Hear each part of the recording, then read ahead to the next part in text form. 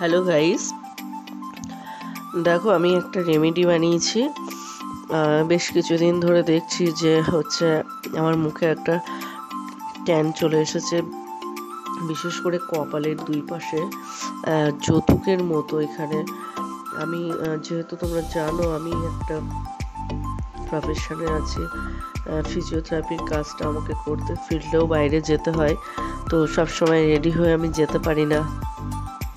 কখনো সানস্ক্রিন ছাড়াই আমাকে বেরিয়ে যেতে হয়। তো যাই হোক, আমাকে ট্যানটা পরার জন্য আমি পার্লারে গেছিলাম। তো পার্লারে গিয়ে জিজ্ঞাসা করলাম যে এটা কতদিনে ঠিক হবে। তো ওনারা এক্স্যাক্টলি আমাকে কোনো টাইম দেননি। উনি বললেন যে মাসে একটা করে ডিটার্ন আর মাসাজ করাতে হবে।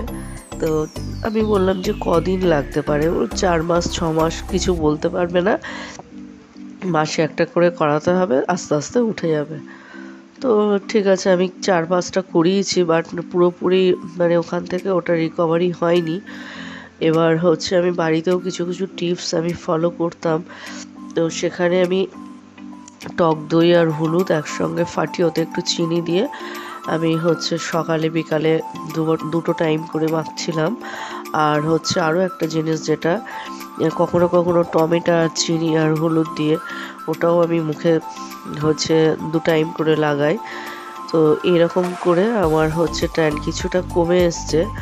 আরও একটা জিনিস, যেটা আমার সঙ্গে একজন আয়ুর্বেদিক ডাক্তার আছেন।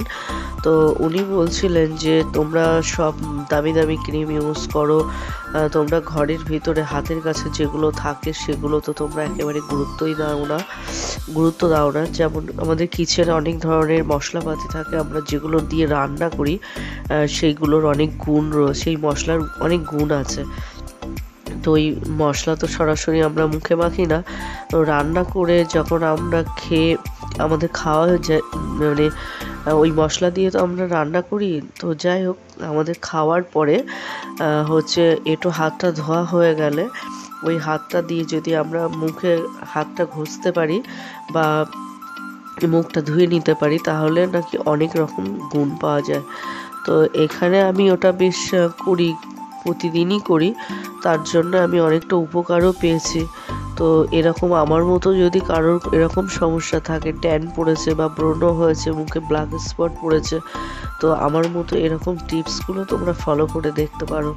খুব কম খরচে এবং সহজ উপায়েই কিন্তু সমস্যাটা থেকে রিলিফ পেতে পারো।